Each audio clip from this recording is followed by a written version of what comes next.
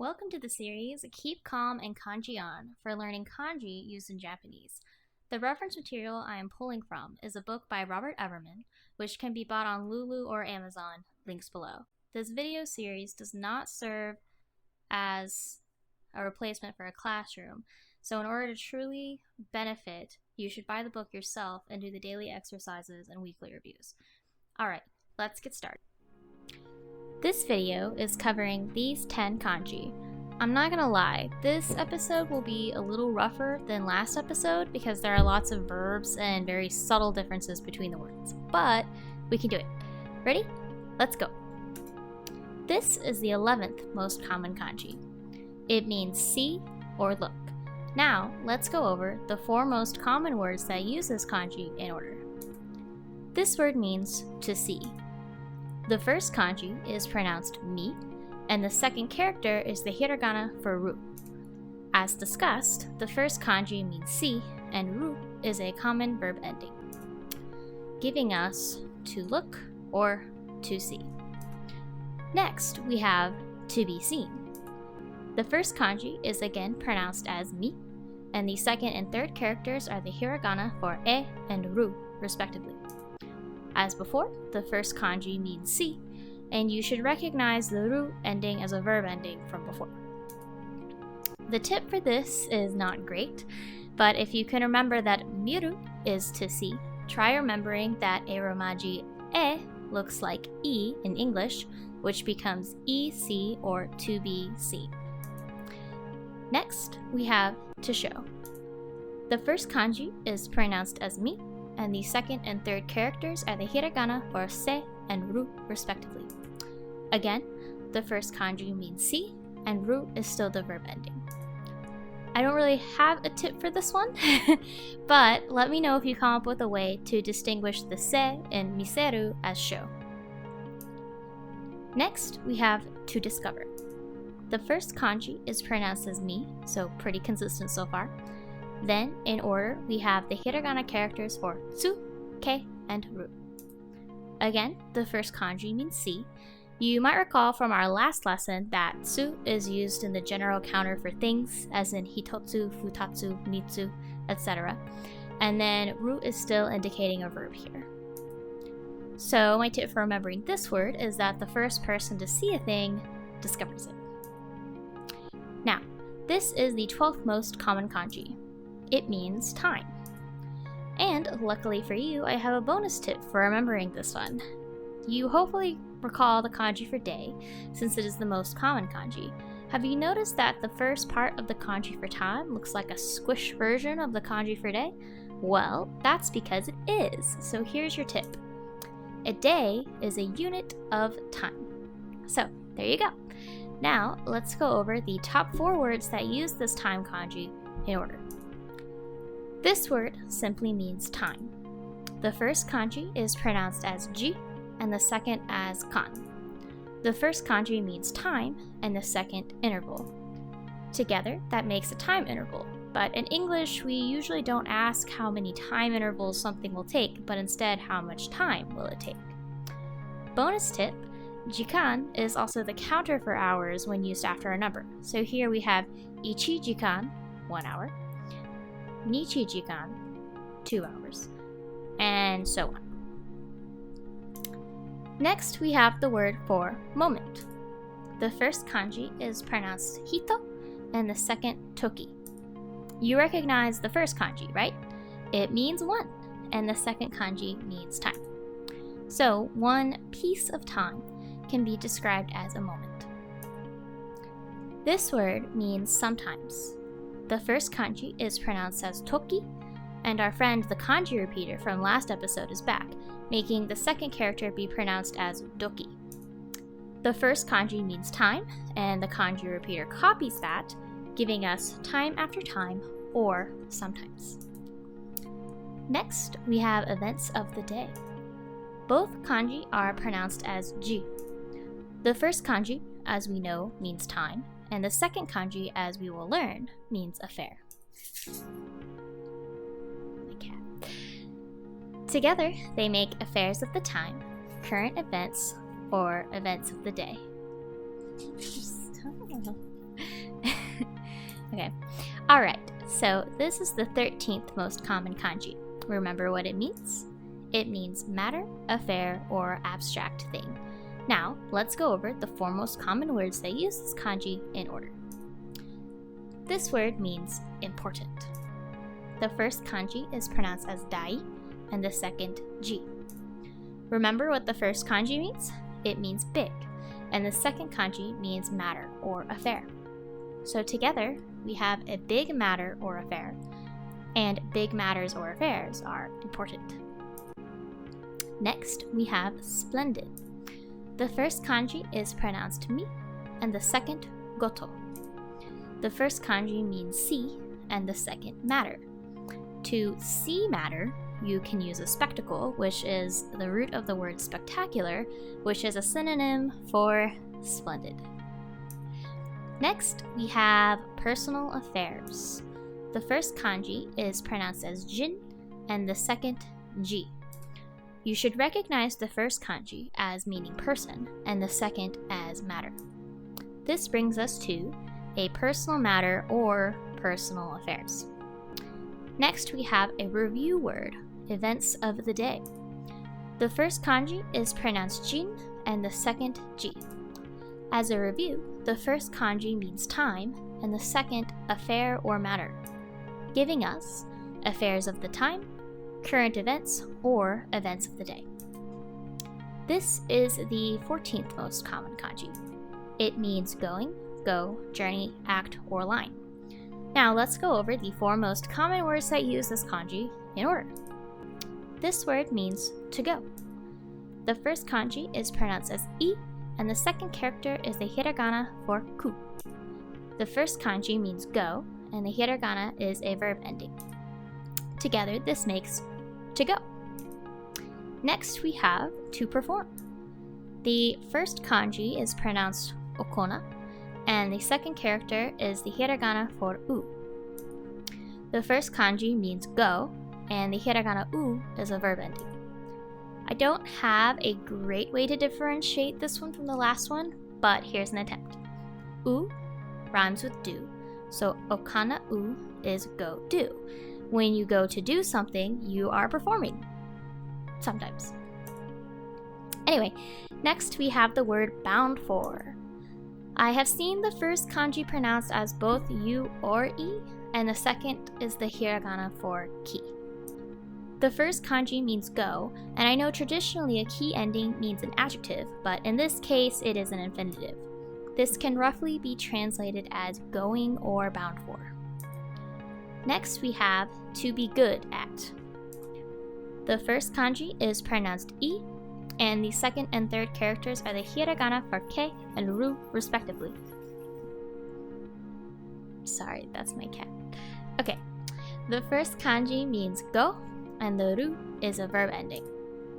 However, I have no tip to help you remember that this means to be good at, so good luck.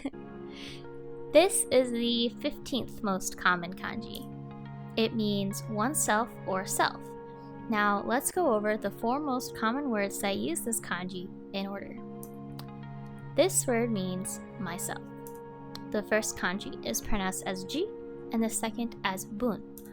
The first kanji, as we have just learned, means self, and the second, as we will learn later, means part. So, part of self or myself. Next, we have the word for naturally. The first kanji is pronounced as onozuka, and the second character is the hiragana for ra. The first kanji means self. This gives us second nature or naturally. Alternatively, you can also remember that ra is in the word naturally. Next, we have one's own country. The first kanji is pronounced as ji, and the second as koku. The first kanji means self, and the second is from the last video and means country. Together, you get myself's country, or one's own country. Next, we have birthplace. The first kanji is pronounced as shutsu, and the second as ji. As a review, the first kanji means exit and the second self. Together, that makes exit of self or birthplace. Now, this is the 16th most common kanji. It means child, but is also commonly used as a noun suffix. Here are the 4 most common words that use this kanji in order. First, we have child. The first kanji is pronounced ko, and the second and third characters are the hiragana for do and mo, respectively. The first kanji means child, giving us child, or more specifically, your child. We'll learn how to address someone else's child later in this lesson. Next, we have someone with a liking or characteristic. The first character looks like the hiragana for tsu, but it is actually smaller than the normal tsu. It's called the chisai tsu, literally small tsu, and it serves to extend the consonant after it, similar to the katakana vowel stretcher we learned about last lesson. The next kanji is pronounced ko. A word can't start with chisai tsu, so that lets us know that this is a suffix. So when this is added as a suffix, it means we're describing someone with a liking or a characteristic. Next, we have numerator. The first kanji is pronounced bun, and the second shi. As you'll learn later in this lesson, the first kanji means part, and the second means child. Together that makes the little part of the fraction, or the numerator. Next, we have someone else's child. The first character is the hiragana for o, the second kanji is pronounced ko, and the third and fourth characters are the hiragana for sa and n, respectively. The first character o is a polite prefix, the second kanji means child, and the third and fourth characters make a polite suffix called an honorific. Together, this is the polite way of referring to someone else's child. Bonus tip! This general configuration can be used in a variety of ways. For example, by replacing the X with a different kanji for a family member, you can refer to relatives of other people. Example, Oto-san is father, Oka-san is mother, Oni-san is older brother, and One-san is older sister. Even more generally, you can replace the X with a noun to address someone politely. For example, Okyaku-san is a customer. If you want to be even more polite, you can replace the honorific san with sama. You can also drop the polite prefix and just use the person's name. Name plus sama is very polite. You can also switch out the suffix to be more familiar or casual with the person. Kun is generally used for younger males, and chan is usually used for younger females. If you aren't sure of your relationship with the person, san is usually a safe way to go and is the standard. So, how would you introduce yourself? Just your name plus san, right? Wrong! Do not use an honorific with your own name. Just say your name. And although you can't use it with yourself, you can use it with buildings and monuments. For example, Mount Fuji is normally referred to as Fuji-san to denote respect. Similarly, the polite prefix can be used. For example, the word for a Buddhist temple is tera, but you can call it o-tera to denote respect. Alright, we've covered a lot, but let's get back to the kanji. This is the 17th most common kanji. It means life, be born, birth, or student. Let's go over the 4 most common words that use this kanji in order. This word means to live. The first kanji is pronounced I, and the second and third characters are the hiragana for ki and ru, respectively. The first kanji means life, and the ru indicates a verb ending. Together you get to live. Next, we have human life. The first kanji is pronounced jin, and the second sei. The first kanji means person, and the second life, giving us the life of a person or human life. Next, we have to be born. The first kanji is pronounced u, and the second, third, and fourth characters are the hiragana for ma, re, and ru, respectively. The first kanji means life, and the ru indicates a verb ending. I don't have a good tip for this, but this word means to be born rather than to live. Next, we have student in X year. The first kanji is pronounced nen and the second sei. The first kanji, as a review, means year, and the second, life. Together you get a year of life, or more specifically, year of a student's life. This is a counter such as first year, second year, etc. As a bonus tip, you might have noticed that the kanji for year and life are similar. If you can keep them apart, try remembering that a year is a unit of life. Moving on, this is the 18th most common kanji. It means above or up. Now, let's go over the 4 most common words that use this kanji in order. This word means to raise. The first kanji is pronounced a, and the second and third characters are the hiragana for ge and ru, respectively. The first kanji means up, and ru indicates a verb ending. This gives us bring up or raise. Next, we have to rise. The first kanji is pronounced a, and the second and third characters are the hiragana for ga and ru, respectively. The first kanji means up, and the ru indicates a verb ending, giving us go up or to rise. Now, I know that raise and rise are pretty close. Here is my tip for differentiating them. The a and ga is not pronounced a, so remove the a to make it rise. The a in ge is pronounced as a, so add an a to make it raise. Alright, next we have to rise. Again, in this case, the first kanji is pronounced aga, and the second character is the hiragana for ru. The first kanji still means up, and the ru still indicates a verb ending. And this is the same word as before, agaru. It's just the only difference is whether the ga is actually written out in hiragana or just assumed in the pronunciation of the up kanji. Next, this word means older. The first kanji is pronounced toshi, and the second ue. The first kanji means year, and the second above or up, giving us the above year or older. Now, this is the 19th most common kanji. You might remember it from earlier in the episode that it means part, divide, or minute. Now, let's take a look at the 4 most common words that use this kanji in order. This word means myself. The first kanji is pronounced ji, and the second bun. The first kanji means self, and the second part, giving us part of self or myself. Next, we have to understand. The first kanji is pronounced wa, with the second and third characters being the hiragana for ka and ru. The first kanji means part, and ru indicates a verb ending. To remember this, think of the phrase part of my understanding.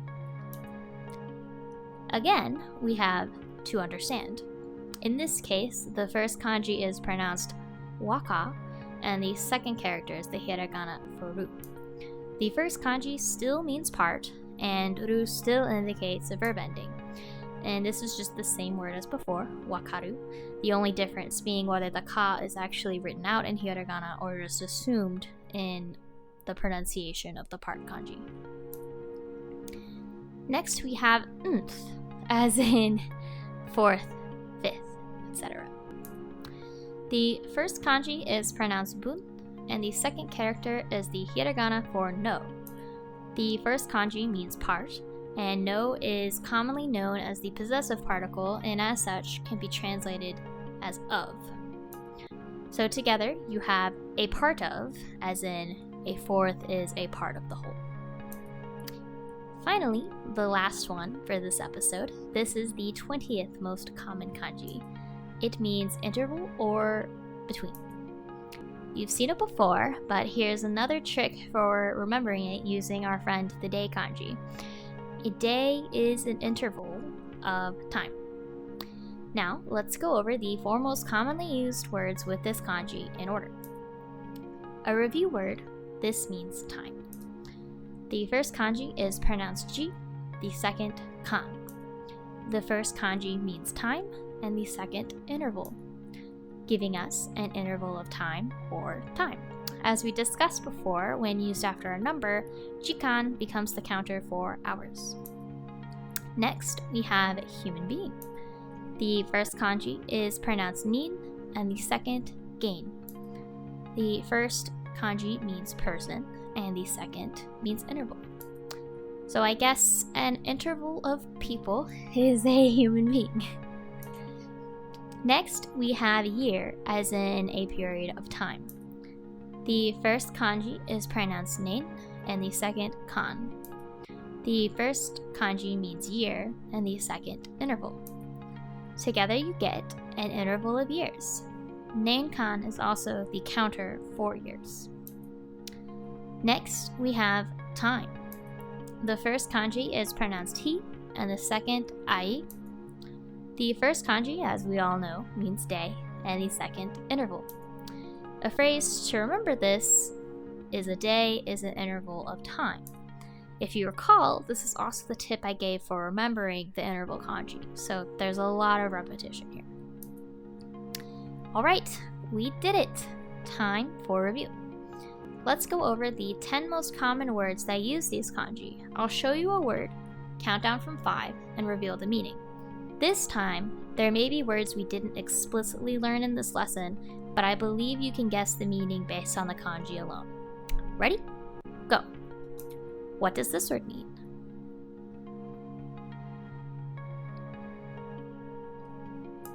Myself. Next, what does this word mean?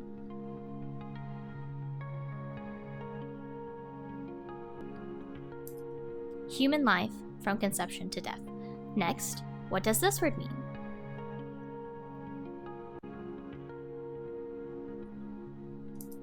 Time. Next, what does this word mean?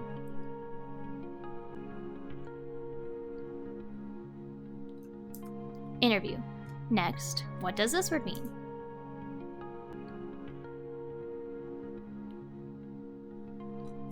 Human being. Next, what does this word mean?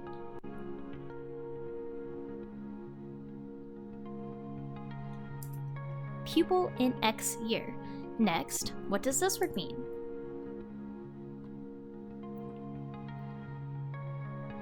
Year, as in a period of time. Next, what does this word mean?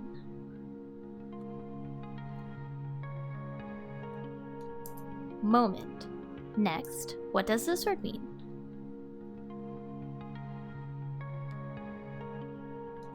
Important. Next, what does this word mean?